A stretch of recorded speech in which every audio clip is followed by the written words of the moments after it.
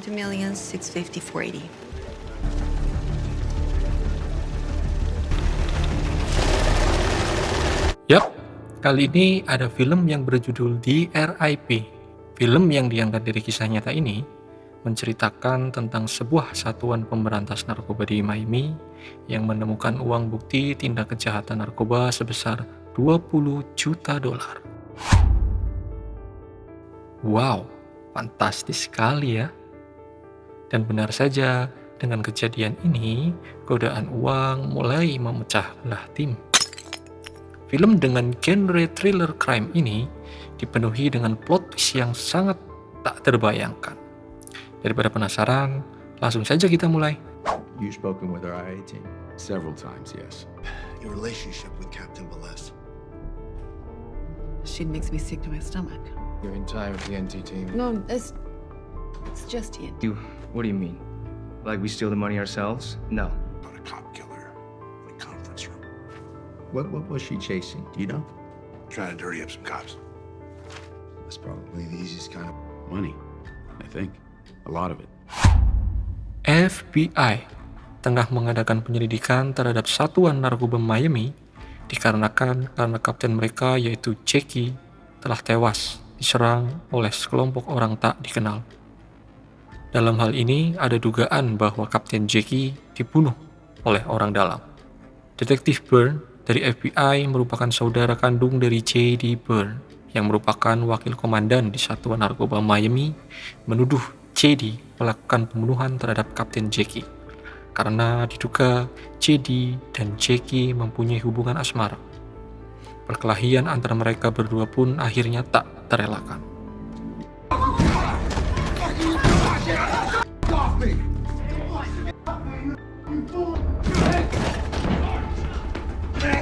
As brothers of Fed. Kapten Jackie merupakan petinggi dari satuan narkoba Miami yang sebelumnya dibunuh oleh sekelompok orang tak dikenal. Merupakan saksi yang mengetahui adanya uang dalam jumlah besar yang diindikasi merupakan uang dari sindikat kartel narkoba di Miami.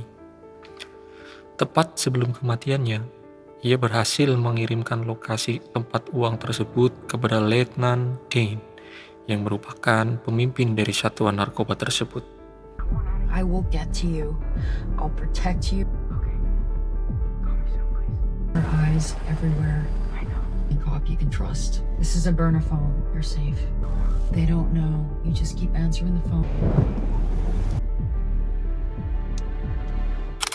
Cerita berlanjut setelah selesai penyelidikan oleh FBI.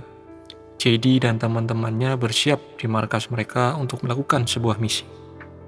Sebelum itu, mereka sempat kebetulan bertemu dengan agen DEA yang bernama Matty. Sebelum misi dimulai, Letnan Dane sempat membuka pesan dari mendiang Jackie dan sempat ada keraguan dalam hati Dane soal uang tersebut. Dane akhirnya memutuskan untuk mengajak seluruh timnya untuk mendatangi lokasi rumah yang telah diduga adalah tempat uang tersebut disimpan. Setelah tiba di lokasi, ternyata rumah tersebut ditinggali oleh seorang wanita imigran yang bernama Molina. A what stopper? What? It's called a crime stopper tip. It said maybe there's judge to sign and approve a consent to search. I don't have drugs in here, all right? Maybe a little bit of weed. Well, you'd have to say no first. Pada awalnya, Molina sempat menolak karena tak ada surat perintah resmi. Namun, berkat siasat dari Dane, seluruh anggota akhirnya bisa masuk dan melakukan penyelidikan. Mereka menyusuri setiap rumah dan kecurigaan mereka terpusat pada langit-langit di sudut rumah itu. Setelah ditindaklanjuti, ternyata benar ada ruang kosong di atap rumah tersebut yang terkesan bersih dan mencurigakan. Ya, benar saja. Ketika sebuah saklar ditarik, ada ruang tersembunyi di balik tembok tersebut. Right, so how long have you lived here, Jesse? Velez, she's still around. Selagi tembok tersebut dihancurkan, Dane dan JD melakukan interogasi pada Molina. Namun, Molina tetap diam dan tegar karena merasa dirinya tidak tahu menahu tentang apapun yang terjadi di rumah warisan neneknya tersebut. Setelah tembok berhasil dihancurkan oleh Maiko yang merupakan anggota tim, ia pun langsung memberitahu pada Dane apa yang ada di baliknya. Dalam tembok tersebut terdapat beberapa tumpuk ember-ember besar berwarna orange, dan setelah dibuka, boom, terdapat uang dalam jumlah yang sangat banyak. Oh, shit. There's $1.4 million in this bucket. That can't be. Is that real? 14 more of those things at least. Oh, crap. You ever seen this before? Fuck do we do? Hey, phones. Phones. What? Setelah melihat uang dalam jumlah yang fantastis, psikologi mereka pun goyah. Kalau masalah uang, siapa sih yang gak goyah? Kemudian tindakan Dane sebagai komandan yang merupakan pemimpin dari tim tersebut adalah langsung memerintahkan anggotanya untuk mengumpulkan ponsel mereka. Hal ini pun sempat memicu perdebatan dalam tim tersebut. Namun, semua tetap patuh dan mengumpulkan ponsel mereka. Phone. I want you to help me figure out what the fuck this is. Yes. Dude. All right, I'm not worried about it. It's me and you. A lot. Said 300 grand. Setelah itu, mereka bergegas memindahkan uang tersebut ke dalam garasi dan melakukan penghitungan untuk pencocokan. Waktu mengadakan penghitungan pun mereka sempat berpikir untuk mengambil sedikit saja uang itu. Karena hal tersebut, perpecahan kecil tak terelakkan. This little money right here would make my life so much easier to live. Saat mereka berdebat, mereka didatangi oleh 2 orang petugas polisi lokal yang menanyakan apa yang sedang mereka lakukan di distrik itu dan mengapa tidak ada laporan resmi yang masuk ke kantor mereka. JD dan Dane pun merasakan adanya kejanggalan pada 2 orang polisi ini. We got fucking fired. And we're reassigned.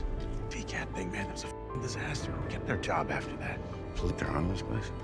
Sesaat setelahnya, karena melihat gelagat Dane yang berubah, Maiko pun mulai mencurigai pemimpin mereka sendiri. Hal itu diperkuat dengan kesaksian Molina yang mendengar bahwa Dane dan beberapa rekan lainnya ingin menguasai uang tersebut. Mike pun akhirnya memberitahu rekan lainnya di kepolisian tentang aksi Dane lewat ponsel yang ia sembunyikan dalam rompi anti pelurunya. Tak lama kemudian, telepon dalam rumah itu pun berdering. JD mengangkat telepon itu dan menerima kabar bahwa mereka harus segera meninggalkan rumah tersebut dengan segera. Kalau mereka tidak mematuhinya, mereka akan diserang dan akan ada yang gugur. Because whoever just called on the phone said no one needs. Saat Mike sedang berjaga di luar, lampu-lampu dari rumah sekeliling komplek itu pun menyala secara bersamaan. Karena merasa ada yang janggal, Mike mengadukan hal tersebut pada JD. Dan JD pun akhirnya menyelidikinya sendiri. Mengetahui hal ini, Dane akhirnya menghampiri Mike dan mereka berdua memutuskan untuk memeriksa keadaan sekitar sekaligus untuk mencari keberadaan JD yang sebelumnya telah bergerak lebih dulu.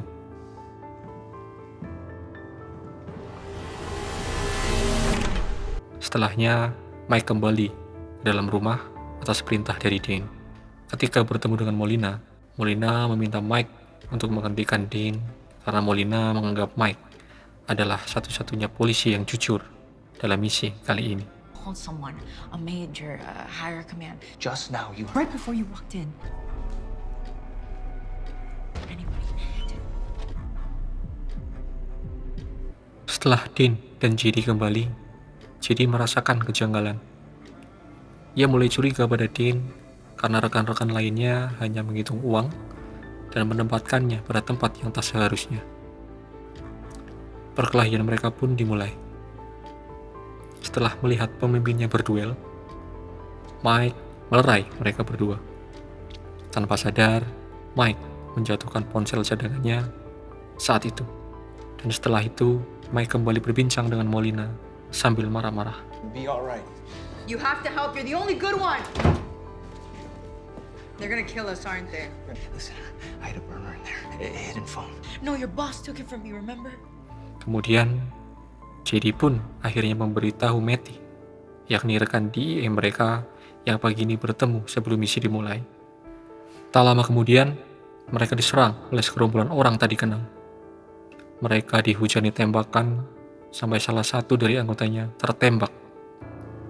Setelah menguasai keadaan, Dan menyadari sesuatu yang janggal, dan pun akhirnya berbicara hal yang sebenarnya terjadi pada JD. There never was any Crime Stopper, Ted. No shit. You put this whole thing in play on purpose? You gave me the idea. Why don't you tell me? The only way to get everybody to believe. Who? We're gonna find out tonight. Plot twist pun dimulai. Pemimpin tim, yaitu Dan, ternyata selama ini hanya bersiasat dan berpura-pura ingin menguasai uang tersebut untuk memancing siapa sebenarnya dalang di balik kematian Kapten Jackie. Setelah dikabari oleh JD, akhirnya Matty segera menuju lokasi tersebut untuk melakukan evakuasi. Karena panik ponselnya hilang, Mike pun memutuskan membakar rumah tersebut dan benar saja. Ternyata dalang dari pembunuhan Kapten Jackie adalah Mike. Mike adalah orang yang selama ini mengkhianati tim. Dan ya, orang yang selama ini dikabari oleh Mike adalah Matty, yang ternyata adalah seseorang yang menelpon dan mengancam mereka selama ini. Bersama dengan Matty, Mike membunuh Jackie. Pertarungan pun tak terhindarkan. Mereka bertarung dalam mobil lapis baja di jalan, ketika agen FBI akan menyergap, yang ternyata JD lebih dulu menghubungi saudaranya yang bergabung di FBI untuk membantu. Namun, Mike dan Matty pun sempat meloloskan diri dan membawa masing-masing tas berisi uang. Namun, Dan berhasil menangkap Mike, dan di saat yang sama, JD mengejar Matty dengan mobil kakaknya. Terjadi adegan kejar-mengejar yang sangat seru. Hey, JD! JD!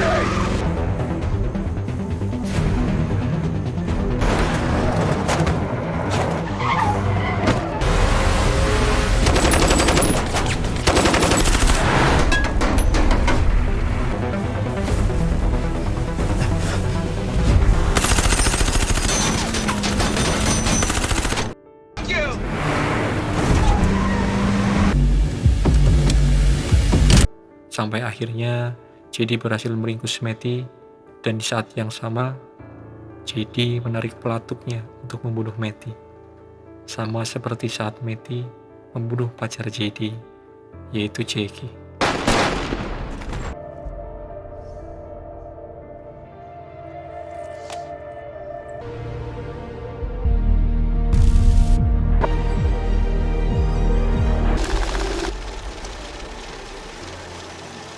Setelah mengalahkan Mike dan Matty, akhirnya cerita pun mulai jelas. Alasan mengapa Dan berpura-pura tamak untuk memancing keberadaan musuh dalam selimut, yang berakhir dengan keberhasilan yang cemerlang. JD pun semakin dibuat kagum dengan kehebatan Dan. Kemudian, bukti uang pun diserahkan kepada pemerintah untuk dijadikan bukti dalam jumlah yang sama seperti yang dikatakan oleh Dan maupun seluruh anggota timnya. Give your big brother a hug. I'm not Hug your brother who loves you in front of all the feds. hugging Hug you, your big Jake. brother who loves Back you. up. Come here. Everything. Oh, I know. All of it. Why change? Yeah. Hey, I'm gonna stop by Mom's later for a cup of... Film diakhiri dengan kegembiraan Molina yang mendapatkan 20% dari hasil sitaan uang tersebut karena membantu penyelidikan. Itulah kisah tentang film TRIP ini. Dan dari film ini, kita juga bisa belajar bahwasanya menjadi tamak dan tergoda karena uang bisa mendatangkan bencana yang besar. Semoga kita bisa membawa diri. Baiklah, terima kasih yang udah nonton. Jangan lupa subscribe. Cheers.